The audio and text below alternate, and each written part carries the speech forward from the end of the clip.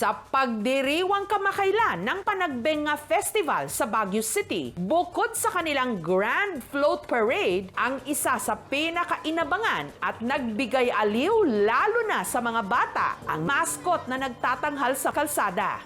Si Pikachu na magiliw na sumasayaw-sayaw at kumakaway-kaway sa mga turista. Ang cute-cute po niya. Gusto ko po siyang iuwi nung nakita ko siya dito sa Session Road na nagpa-parade. Maraming mga tao, especially mga bata na napapasaya niya. Yung mga turista po, pinupuntahan siya. Pero sa kalagitnaan ng kanyang performance sa katirikan pa man din ng araw, si Pikachu bigla na lang nahimatay. Hala, Pikachu nahimatay. Pikachu is no longer able to battle. Dinala niyo ba siya kay Nurse Joy? Anyari? May nadaanan po kaming grupo na sumisigaw po ng medic. And bigla po kami napahinto at hinahanap po namin kung sino po yung nanghihingi ng tulong. And sinabi nga po nila, si Pikachu. Napasigaw po kami. Nag-alala po dahil unang-una po yung init po ng araw na yun. At yung ulo niya po yung tumama. Who's that Pokemon? Agaw eksena sa Panagbenga sa Baguio City, ang mascot ni Pikachu. Akalain yung sa gitna ng parada, siya'y hinimatay. Ang tao sa likod ng masayahin at cute na Pikachu character, ang tubong Baguio City, ang 22 anyos na si Regil.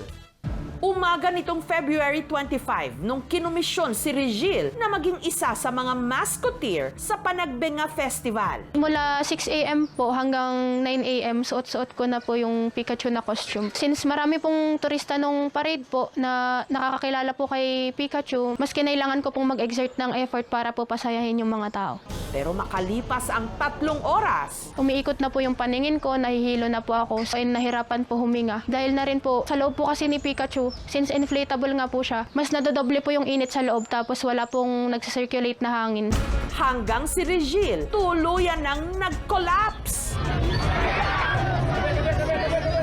Nawalan na po ako ng malay. Agad naman daw dinala si Regil ng medic team sa ospital. Dalhin daw si Pikachu sa Pokemon Center. Natatawa po ako pero parang iniisip ko na medyo insensitive po sila sa part na yan. Nahimatay po ako pero parang ginagawa po nilang katatawanan yung nangyari. Ang pagmamaskot, racket daw talaga ni Regil para tustusan ang kanyang pag-aaral. Junior high school na siya ngayon sa ALS o Alternative Learning System. Gusto ko pong suotin si Pikachu kasi pag suot ko po siya parang masaya lang po kasi pag tinitignan ko po yung itsura ni Pikachu, nakangiti po, tas ang cute-cute niya po. Sa pamagitan daw kasi nito, nakakalimutan niya ang kanyang problema. Mag-isa na lang daw kasi siya sa buhay. Nung namatay po yung lola ko, feel ko po wala na pong direction yung buhay ko. Naging malaking factor po yung pagmamaskot since nadidistract po ako. Habang nagmamaskot po ako, napapasaya ko po yung ibang tao. Pag suot ko po yung mascot ko po, feel ko po iba po akong tao na okay lang po ipakita yung like makulit na side ko.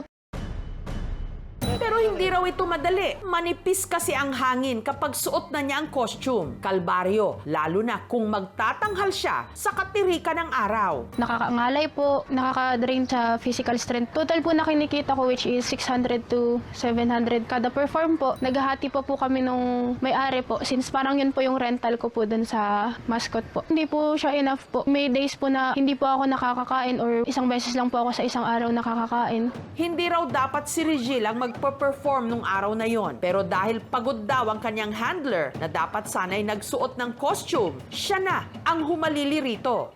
Hanggang sa kalagitnaan nga ng kanyang pagsasayaw, si Pikachu na lowbat.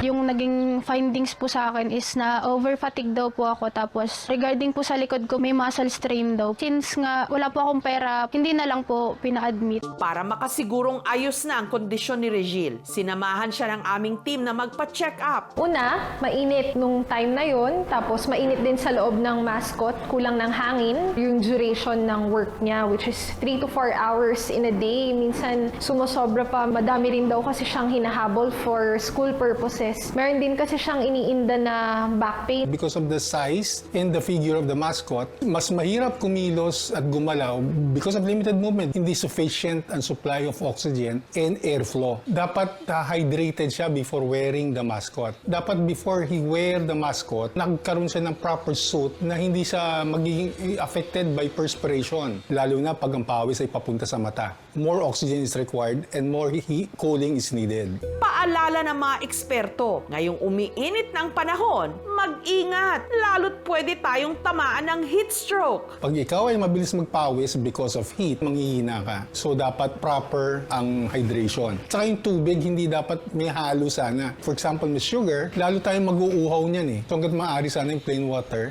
Dahil wala pang racket, nagbigay muna kami kay Regil ng tulong pinansyal. Kapag fully recovered naman na po ako, may balak pa rin naman po akong bumalik sa pagsusuot po ng mascot.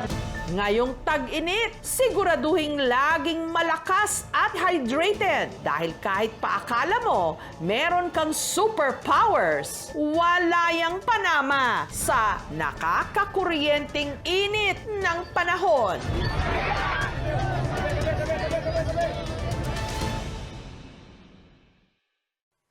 Thank you for watching, mga kapuso. Kung nagustuhan niyo po ang videong ito, subscribe na sa GMA Public Affairs YouTube channel. And don't forget to hit the bell button for our latest updates.